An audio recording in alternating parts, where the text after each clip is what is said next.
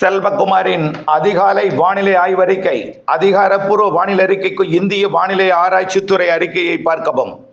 2026 March 22 ஞாயிற்றுக்கிழமை அதிகாலை நிலவர வானிலை பதிவு. உயரழுத்தம் முழுமையாக வங்கக்கடலிலும் அரபிக்கடலிலும் ஆக்கிரமித்திருக்கிறது. உயரழுத்த காற்று தமிழ்நாட்டின் தரையேறி மேற்கு நோக்கியும் கேரள தரையேறி கிழக்கு நோக்கியும் வந்தாலும் இரண்டும் வெப்பமடைந்து வளிமண்டல மேலடுக்கிற்கு சென்று கொண்டிருக்கிறது. இரவு நேரத்தில் குளிரும் பனிப்பொழிவும், அதாவது மூடு பனி இல்லைன்னா கூட நீர்ப்பனி, வாகனங்கள் மீதெல்லாம் படியக்கூடிய பனிப்பொழிவு அதிகாலை நேரத்தில் காணப்படுவதை நீங்கள் உணர்ந்திருக்கலாம், அறிந்திருக்கலாம். அதிகாலை நேர வெப்பநிலை பார்த்தீங்கன்னா 23, 24 டிகிரி செல்சியஸ் நிலவும். கோயம்புத்தூர் 23 டிகிரி, திருச்சிராப்பள்ளி 24 டிகிரி, வேலூர் 23 இருக்கும், சென்னைக்கு 25, கடலூர் 24, காரைக்கால் 25. ஏன் காரைக்காலுக்கும் தொண்டி இந்த ராமநாதபுரம், அதாவது கடலூருக்கு தெற்கே 1 டிகிரி கூட இருக்கும். இரவு நேர இந்த அதிகாலை வெப்பம் வடக்கே நன்றாக குளிராக இருக்கும். கொஞ்சம் 26 டிகிரி என்பது கொஞ்சம் 1 டிகிரி கூடுதலாக இருப்பதற்கு காரணம் கிழக்கு காற்றும் கொஞ்சம் நுழைந்து கொண்டிருக்கு. தென்கிழக்கிலிருந்து உயரழுத்த காற்று முழுமையாக தமிழ்நாட்டின் ஊடாக வட உள் மாவட்டங்கள் கர்நாடகா, ஆந்திர பிரதேசம், தெலுங்கானாவில நன்றாக ஊடுருவி பயணிக்கிறது. ஆந்திர பிரதேசம் பார்த்தீங்கன்னா 20 டிகிரி 22 டிகிரி தான். ஹைதராபாத் எல்லாம் தெலுங்கானா 22 டிகிரி தான். 19 டிகிரி தான் பல இடங்கள்லையும் பதிவாயிருக்கு மழை சமவெளியில கூட. இப்படி இருக்கிற நிலையில உயரழுத்தம் இருந்தாலே மேகமூட்டத்தை தடுக்கும். கொஞ்சம் ஆரம்ப கட்டத்தில் இந்த தெற்கு திசை காற்று நுழைகிற காரணத்தினால தென் மாவட்டங்கள்லையும் டெல்டாவிலையும் கொஞ்சம் மேகமூட்டங்கள் ஏற்படும். ஆனால் அது மழையாக மாறாது. மேற்கு தொடர்ச்சி மலையில போய் விருதுநகர் மாவட்டத்தோட மேற்கு ஓரம், ஏன்னா இது செங்குத்தா இருக்கும் அந்த மலை, விருதுநகர் மாவட்ட மலை மட்டும் செங்குத்தா இருக்கும், பாக்கி அப்படியே மேற்கு நோக்கி போயிடும்.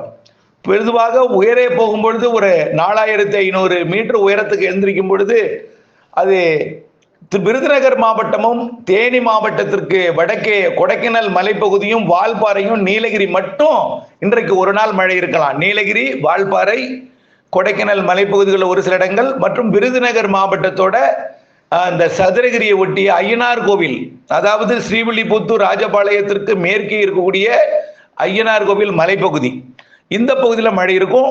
நேற்றைக்கும் இருந்திருக்கும். இப்படி இன்றைக்கு ஒரு நாள் மட்டும் அந்த இடத்துல மட்டும் மழைக்கு வாய்ப்பு இருக்கு. பிற இடங்கள்ல பெருசா இருக்காது. ஆனால் மதியத்துல ஒரு 10-11 மணி அளவிலே 12 மணி 1 மணி வரைக்கும் மேகமூட்டங்கள் தென் மாவட்டங்கள்ல ஏற்படும். அது மழையாக மாறாது. Okay, right. வெப்பம் இன்றிலிருந்து கொஞ்சம் கொஞ்சமாக கூடும். 27ஆம் தேதி உச்சபட்ச வெப்பம் நிலவும். சரி, இன்றைக்கு எப்படி வெப்பம் உயரும் அப்படின்னு பார்த்தீங்கன்னா, இன்றைக்கு கடலோரத்துல 30 டிகிரி தான் இருக்கும். நல்லா புரிஞ்சுக்கிங்க, கடலோரம் 30-31 தான் இருக்கும். கடலோரத்துல நாம அதிகமான வெப்பமாக உணர்றதுக்கு காரணம் என்னன்னா, ஆக்சிஜன் பற்றாக்குறை. மரங்கள் இல்லை, மரங்கள் எல்லாம் நிறைய நம்ம வெட்டிட்டு வீடுகள் ஆக்கிட்டோம். அதனால என்ன ஆகுதுன்னா ஆக்சிஜன் பற்றாக்குறை. அதனால வெப்ப உணர்தல் அதிகமா இருக்கு. ஆகவே 30 டிகிரி 31 டிகிரி, அதிகபட்சமா 32-33 டிகிரிக்கு மேல எப்பொழுதும் போகவே போகாது. ஆனால் நாம உணர வெப்பம் அதிகமா இருக்கிறோம். பெரும்பாலும் நாம வெயில்ல அதிகமா பணியாற்றாத காரணத்தினாலும் குளிர் சாதனத்துல நிழல்களே இருந்து பழகிய காரணத்தினால வெயில்ல நுழையும் பொழுது அதிகமாக தெரிகிறது. 100 டிகிரி இன்னும் கடலோரம்லாம் எட்டவே இல்லை. ஆனா 100 டிகிரி போல நீங்க சொல்லிட்டு இருக்கீங்க, இல்லவே இல்லை. சென்னைக்கு 30 டிகிரி இருக்கும், அவ்வளவுதான். 30 degree Celsius. Cuddalore 38 degree Celsius தான் 100 டிகிரி ஃபாரன்ஹீட். புரியுதுங்களா? அதனால கடலோரம் 29 ஆயிடும் 4 மணிக்கெல்லாம், 2:30-3 மணிக்கெல்லாம் 30 இருக்கும், அவ்வளவுதான். திருச்சிராப்பள்ளியை பொறுத்த வரைக்கும் அப்படியே உள்ள கொஞ்சம், அதாவது மன்னார்குடி வந்தீங்கன்னா 32-33 இருக்கும். அப்படியே தஞ்சாவூர் போனீங்கன்னா 34-35 இருக்கும். திருச்சி போனீங்கன்னா 36 இருக்கும். 36 என்பது 96.8, 37 என்பது 98.6, 38 என்பது 100 டிகிரி. இன்றைக்கு 38 டிகிரி எங்கேயுமே இருக்காது. அப்படி இருந்தால் மதுரையில் இருக்கலாம். இன்னைக்கு மதுரை, இன்றைக்கு அதிக வெப்பம் எதிர்பார்க்கக்கூடிய இடம் மதுரை மற்றும் ஈரோடு, இந்த கரூர் இந்த பகுதியில் இருக்கலாம். கரூர், ஈரோடு, மதுரை, அதே போல இந்த சிவகாசி, விருதுநகர் அந்த பகுதி, வெம்பக்கோட்டை இந்த பகுதியிலையும் கிட்டத்தட்ட 100 டிகிரிக்கு நெருக்கமா இருக்கும். ஆனா 100 டிகிரி தொடாது. 37 டிகிரி செல்சியஸ், அதாவது 98.6 டிகிரி ஃபாரன்ஹீட் இருக்கும். அதே போலதாங்க பொள்ளாச்சி, தாராபுரம். ஏன்னா அந்த கிழக்கு காற்று டெல்டாவில் நுழையிறது மேற்கு நோக்கி பயணிக்கும் பொழுது கடலோரம் 30-31 டிகிரி இருக்கக்கூடிய வெப்பம் உள்ளே போக போக அதில் இருக்கக்கூடிய ஈரப்பதம் லேசாக்கி மேலடுக்குல போயிட்டே இருக்கும். அப்ப என்ன ஆகும்? இருக்கிற ஈரப்பதம் முற்றிலுமாக உறிஞ்சப்பட்டுரும், வெயிலால ஆவியாயிடும். அங்கே மேற்கே போகும்பொழுது, அதாவது கரூரை தாண்டி அரவக்குறிச்சியை தாண்டி போகும் பொழுது தாராபுரம்லாம் ரொம்ப வெப்பமா இருக்கும். இன்றைக்கு அதிகபட்ச வெப்பம் இன்றைக்கு எதிர்பார்க்கக்கூடிய இடம் 100 டிகிரிக்கு நெருக்கமா, 100 டிகிரி தொடாது, 100 டிகிரிக்கு நெருக்கமா கிட்டத்தட்ட 1.99 டிகிரி ஃபாரன்ஹீட் வரைக்கும் இருக்கலாம். பொள்ளாச்சி, தாராபுரம், ஈரோடு, கரூர், அப்புறம் தென் மாவட்டத்தில் மதுரை, விருதுநகர், சாத்தூர், சிவகாசி இந்த பகுதி, அதே போல அருப்புக்கோட்டைக்கு மேற்கே கோவில்பட்டி இந்த பகுதி எல்லாம் இருக்கும். அடுத்து வடக்க பார்த்தீங்கன்னா வேலூர் 36 இருக்கும். புரியுதுங்களா? 36 என்பது 96.8, 37 என்பது 98.6. சரி, 37 என்பது 38 தான் 100 டிகிரி. 38 இன்றைக்கு எங்கேயும் தெரியல. ஒருவேளை ஒரு சில இடத்துல 38 ஆகலாம்.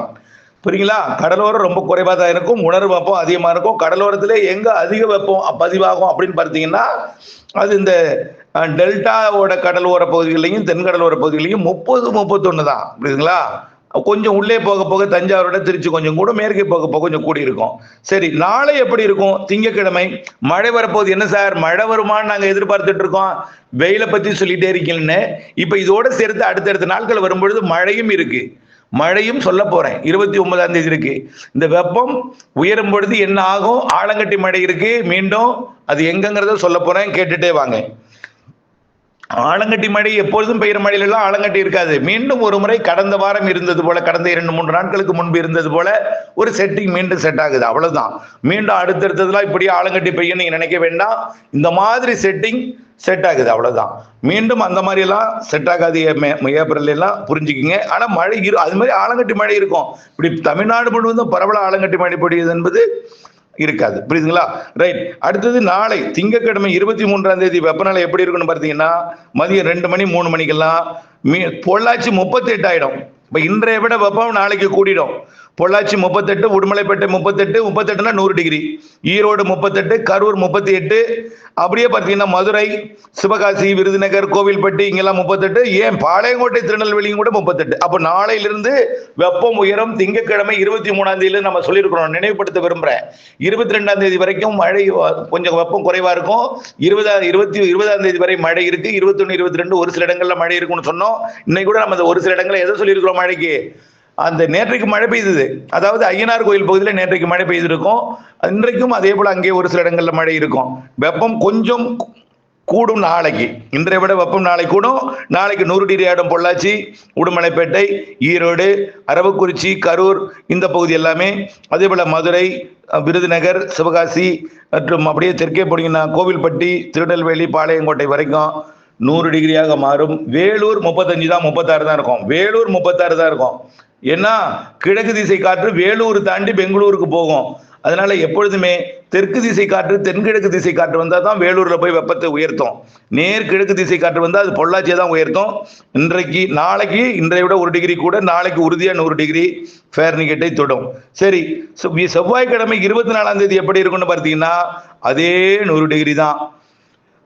தொடர்ந்து நாம் அறிவிக்கப்படக்கூடிய இடத்துல, அதாவது திருநெல்வேலி, சிவகாசி, மதுரை, கரூர், ஈரோடு, அடுத்து பொள்ளாச்சி, தாராபுரம் இந்த பகுதியெல்லாம் பார்த்தீங்கன்னா வரக்கூடிய வியாழக்கிழமை வரைக்கும், வியாழக்கிழமை ரொம்ப உச்சபட்சமா இருக்கும். வியாழக்கிழமை 26ஆம் தேதி கொஞ்சம் ரொம்ப உச்சபட்சமா இருக்கும். எங்கெல்லாம் பார்த்தீங்கன்னா திருச்சிலேயே கொஞ்சம் அதிகமா இருக்கும். திருச்சிலேயே 100 டிகிரியே நெருங்கும். அப்போ வரக்கூடிய நாட்கள்ல வெயில் சுட்டரிக்கும் வெயில், வாட்டும் வெயில், இப்பொழுதே இப்படி என்று அக்னி நிறுத்தத்தில் அனல் கக்குமோ அப்படிலாம் தலைப்பு வரும். பயப்படாதீங்க. ஆகவே இப்படித்தான் 2-3 நாள் வெயில் கூடும், மீண்டும் மழை வரும் என்பதை நீங்கள் புரிஞ்சுக்கணும். இந்த மழைக்கு சாதகம், வெப்பசலன மழைக்கு சாதகம் ஏற்படுத்துற அமைப்பு தான் இந்த வெயில். அதுவும் நாம கோடையில வெயில் அடிச்சாலும் 104க்கு மேல போகாதுன்னு சொல்லிட்டு இருக்கேன். இப்பதான் வரக்கூடிய நாட்கள்ல ஒரு சில இடங்கள்ல 100 தொட போகுது, 100க்கு கொஞ்சம் மேலையும் போகும். பொள்ளாச்சி 102 டிகிரி ஆகலாம், 102 டிகிரி ஆகலாம். வரக்கூடிய வியாழக்கிழமை 26ஆம் தேதி பொள்ளாச்சி. என்ன சார், பொள்ளாச்சி தான் எப்பொழுதும் வெயில் கம்மியா இருக்கும், பொள்ளாச்சிக்கு இப்படி போட்டு மிரட்டுறீங்களே அப்படிங்களா? அது வெயில் குறைவாக இருக்கக்கூடிய நாள், தென்மேற்கு பருவமழை காலம். இப்படி கோடை காலத்துல கிழக்கு திசை காற்று மேற்கு நோக்கி பாலக்காட்டு கணவாய் வழியாக பயணித்தால் வெயில் அதிகமாக இருக்கும். மேற்கு திசை காற்று நுழைந்தால் அப்ப வெயில் கொஞ்சம் குறைவாக இருக்கும். மேற்கு திசை காற்று வரக்கூடிய வெள்ளிக்கிழமைக்கு மேல் நுழைய போகிறது. அதனால வியாழக்கிழமை வரைக்கும் வெப்பம் உயர்ந்திருக்கும். ஆக பொள்ளாச்சி 102 டிகிரி ஆகலாம், கோயமுத்தூரே 96.8 ஆகலாம், தாராபுரம் 100 டிகிரி ஆகும், அப்புறம் ஈரோடு 100 டிகிரி ஆகும், கரூர் 100 டிகிரி ஆகும், திருச்சி 99 டிகிரி ஃபாரன்ஹீட் ஆகும், அப்புறம் மதுரை 100 டிகிரி ஆகும், திண்டுக்கல்லே 100 டிகிரிக்கு நெருக்கமா வரும். அடுத்து பார்த்தீங்கன்னா சிவகாசி, விருதுநகர், கோவில்பட்டி, பாளையங்கோட்டை, திருநெல்வேலியும் 100 டிகிரி ஆகும். ஏன் ராமநாதபுரம் மாவட்டம் கடலோரம் கமுதி, திருச்சுழி, அருப்புக்கோட்டை கூட 100 டிகிரி ஆகுங்க. எப்போ? வியாழக்கிழமை தான். வியாழக்கிழமை உச்சபட்ச வெயில். வியாழக்கிழமை தயவு செய்து இந்த அறிவிக்கப்படக்கூடிய உள் மாவட்டங்கள்ல மதிய நேர பயணம், மதியம்னா 12 மணிக்கு பிறகுதான் வெயிலே அதிகரிக்கும். மதியம் 2:30 to 4ங்க, 2:30 to 4. மேற்கு மாவட்டங்கள்ல 4:30 5 மணி வரைக்கும் கூட வெயிலா இருக்கும். ஏன்னா கிழக்கிலிருந்து புறப்படக்கூடிய இந்த வெப்பமடைந்த காற்று மேற்கு போய் அடைவதற்கு சூரியன் மறைந்த பிறகு கூட கொஞ்சம் புழுக்கமா இருக்கும். அதனாலதான் மாலை இரவு இடிமணி பிடிவு அங்கே கொடுக்கிறது. ஆகவே வரக்கூடிய வியாழக்கிழமை தான் உச்சபட்ச வெயில். அப்ப தொடர்ந்து ஒரு 1/2 டிகிரி 1 டிகிரியா உயர்ந்து வியாழக்கிழமை 102 டிகிரி ஆகும். பொள்ளாச்சி, தாராபுரம் 100 டிகிரியாக இருக்கும், கரூர் மற்றும் ஈரோடுல 100 டிகிரியா இருக்கும். அப்புறம் பாத்தீங்கன்னா அப்போ வேலூரும் 100 டிகிரியா இருக்கும், வேலூரும் 100 டிகிரியா இருக்கும், ஆம்பூர் 100 டிகிரிக்கு நெருக்கமா இருக்கும், திருச்சியும் 100 டிகிரிக்கு நெருக்கமா இருக்கும். தென் மாவட்டங்கள் 100 டிகிரி இருக்கும். ஏன்னா சூரியனின் குத்துக்கதிர் மார்ச் 21ஆம் தேதி நிலநடுக்கோட்டை அடைந்து குமரி முனையை நோக்கி நகர்ந்து வருகிறது.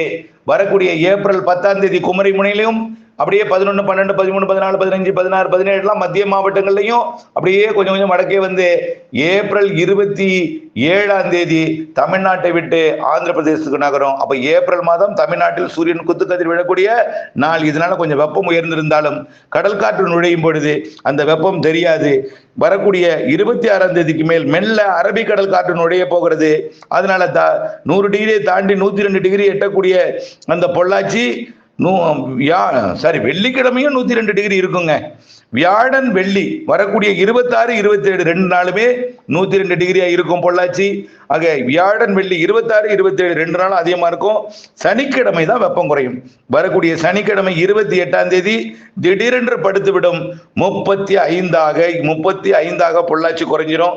பொள்ளாச்சி 35 குறைஞ்சிரும். தாராபுரம் 36 இருக்கும். எங்க கூடும்? கிழக்கு திசை காற்று மேற்கு திசை காற்று சந்திப்பு மேற்கே இருந்து காத்து வரும் என்பதனால வரக்கூடிய சனிக்கிழமையிலிருந்து கிழக்கு காற்று மேற்கு காற்று சந்திப்பு உள்ளே வெப்ப அலையை கொடுக்கும். வளிமண்டலத்தில் ஏறிட்டே இருக்கும். அந்த வெப்பமடைந்த நீராவியாக மாறினது. இது எங்க போய் குவியுன்னு பாத்தீங்கன்னா கர்நாடக எல்லையோரத்திலையும் கேரள எல்லையோரத்திலையும் குவித்து கொண்டே இருக்கும். ஈரோடு 36 டிகிரி ஆகும். வரக்கூடிய சனிக்கிழமை ஈரோடு தான், கரூர்லையும் ஈரோடு தான் கொஞ்சம் கூடுதலா இருக்கும். மதுரை மற்றும் சிவகாசி எல்லாமே. மேற்கு தொடர்ச்சி மலையில அதிகமா இருந்த வெப்பம் சனிக்கிழமைக்கு மேல் குறையும். மேற்கு தொடர்ச்சி மலையை ஒட்டிய பொள்ளாச்சி பகுதியில் உயர்ந்த வெப்பம் சனிக்கிழமை வரைக்கும், சனிக்கிழமைக்கு பிறகு குறையும். அதாவது வரக்கூடிய 28ஆம் தேதிக்கு அப்புறம் முற்றிலுமா குறைஞ்சிடும். 26, 27 உச்சபட்ச வெயில் 102 பொள்ளாச்சி எட்டும்.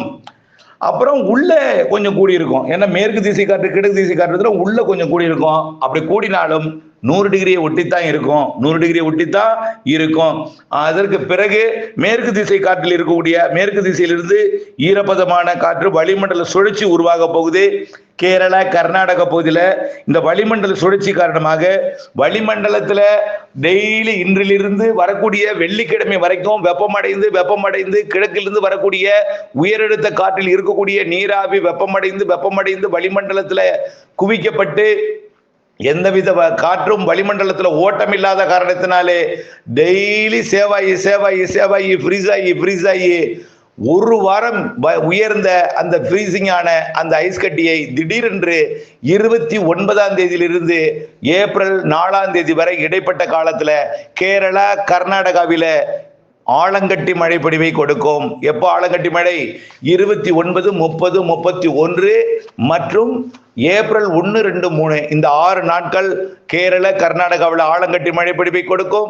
அது தமிழ்நாட்டின் கேரள எல்லையோர மாவட்டங்களுக்கும் கர்நாடக எல்லையோர மாவட்டங்களுக்கும் ஆலங்கட்டி மழை பொழிவை கொடுக்கும். காற்றுடன் கூடிய மழை பொழிவை, இடிமின்னலுடன் கூடிய மழை பொழிவை கொடுக்கும். அது கர்நாடக எல்லையோர மாவட்டங்களையும் தாண்டி உள்ளே வடவுள் மாவட்ட பகுதிகளுக்கும் ஒரு சில இடங்கள்ல மழை இருக்கும்னு நேற்றைய அறிக்கையில நாம சொல்லியிருக்கிறோம். 29, 30, 31, 1, 2, 3 அப்ப எல்லாம் வெப்பம் நன்றாக குறைந்துவிடும். குறைந்து புழுக்கமான வானிலை நிலவும். அதாவது தரையில குறைந்த அழுத்தம் ஏற்படும், வளிமண்டலத்துல உயர் அழுத்தம் அதிக அழுத்தத்துல காற்று குவிந்திருப்பது ஆலங்கட்டி மழையாக கீழே இறங்கும். கடலோரத்துல கர்நாடகா மற்றும் கேரள கடலோரத்தை ஒட்டி வளிமண்டலத்துல காற்று சுழற்சி அமைந்து உறையே, அதாவது ஃப்ரீஸா இருக்கக்கூடிய அந்த உறை பனியை, அந்த பனிக்கட்டியை உருக செய்து ஆலங்கட்டி மழையாக பொழிய செய்யும். வரக்கூடிய 29, 30, 31 மற்றும் ஏப்ரல் 1, 2, 3 தேதிகளில் கேரள கர்நாடக எல்லையோர மாவட்டங்கள் வரைக்கும் தெரிகிறது.